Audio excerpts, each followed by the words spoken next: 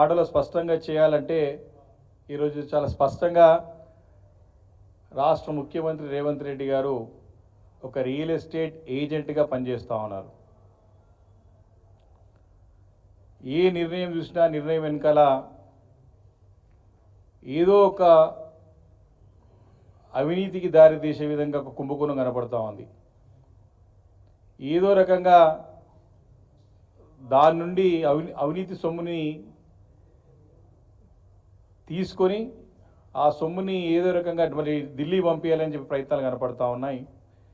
గత 10 నెలల నుండి కూడా అనేక నిర్ణయాలు మరి దాంట్లో వచ్చినటువంటి ఫలితాలు,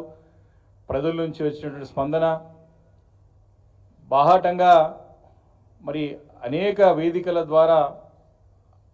అనేక వర్గాల నుంచి వచ్చినటువంటి స్పందన చూస్తూ ఉంటే మరి ప్రభుత్వం ప్రజల యొక్క శ్రేయస్సు కంటే తమ వ్యక్తిగత శ్రేయస్సు కోసమే పనిచేస్తున్నారని చెప్పి కూడా స్పష్టంగా రుజువైన సంగతి నేను సందర్భంగా గుర్తు చేస్తా ఉన్నాను. ముఖ్యంగా మెట్రో గురించి, హైదరాబాద్ మెట్రో రైల్ అనేది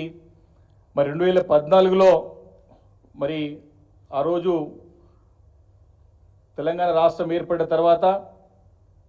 మరి గౌరవ ముఖ్యమంత్రి కేసీఆర్ గారు అప్పటికే ఏదో అరకొరగా నడుస్తున్నటువంటి ఆ మెట్రో పనులన్నింటినీ కూడా సమీక్షించి మెట్రో పనులన్నింటినీ కూడా వేగవంతంగా పరిగెత్తించి పనులన్నింటినీ కూడా పూర్తి చేసి మరి రికార్డ్ స్థాయిలో 2017లో మొదటిసారి, మరి రెండోసారి 2021లో మరి దాదాపు 69 కిలోమీటర్ల మేర పూర్తి చేసి ప్రజలకు అందుబాటులో తీసుకువచ్చి ప్రజలు మన్ననలు పొందిన సంగతిని గుర్తు చేస్తా ఉన్నాను. మొత్తం హైదరాబాద్ నగరంలో ఉన్నటువంటి మెట్రో రైల్ భారతదేశంలో అన్ని నగరాల్లో 3వ అతిపెద్ద మెట్రో రైల్గా విస్తరిస్తూ అనేక మంది మరి ప్రయాణికులకి కానివ్వండి, మరి చాలామందికి నగర పౌరులకి అందుబాటులో తీసుకొచ్చి మరి అందుబాటులో తీసుకొచ్చి దాన్ని చక్కగా ప్రజలకు ఒక జీవనాన్ని, మరి నాణ్యమైన జీవనాన్ని కొనసాగించే విధంగా, కాలుష్యం తగ్గించే విధంగా, పబ్లిక్ ట్రాన్స్పోర్ట్ పైన డిపెండ్ అయ్యే విధంగా చక్కగా క్వాలిటీ తయారు చేసి తీర్చిదిద్ది ముందు తీసుకెళ్తున్న సందర్భంలో మరి ఆ రోజు అటు మెట్రో రైల్ని ఎయిర్పోర్ట్కి కూడా తీసుకువెళ్ళాలన్నటువంటి ఆలోచనతోని రాయదుర్గం నుండి మరి అక్కడ రింగ్ రోడ్ పై నుంచి ఆ పనులకి శంకుస్థాపన కూడా చేసినారు. మరి దాదాపు 10 లక్షల మంది ఐటీ ఉద్యోగులతో పాటు అనేక మంది జనాభా ఉన్నటువంటి ప్రాంతం ఇదంతా కూడా ఆ ఉన్న రూట్ని కూడా క్యాన్సిల్ చేసేసినారు. ముఖ్యమంత్రి గారు వారి యొక్క అనాలోచన విధానంతో, అశాస్త్రీయ పద్ధతితోని వారు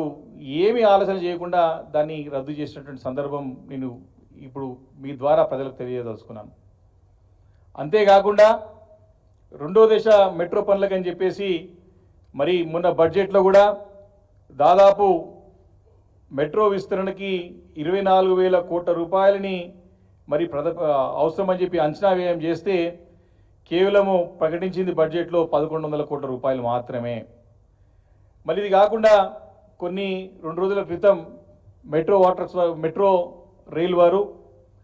కొన్ని ఎక్స్టెన్షన్ ఆఫ్ మెట్రో రైల్ అని చెప్పి కొన్ని ప్రాంతాలన్నింటి కూడా వివరించుకుంటూ కొత్తగా 4th సిటీ కూడా డిపిఆర్లు తయారు చేస్తున్నాము, ప్రభుత్వము సూచించింది, ప్రభుత్వం యొక్క ఆలోచన ఉన్నది, 4th సిటీకి కూడా డిపిఆర్లు రెడీ చేయండి, 4th సిటీ కూడా ప్రతిపాదించండి అని చెప్పేసి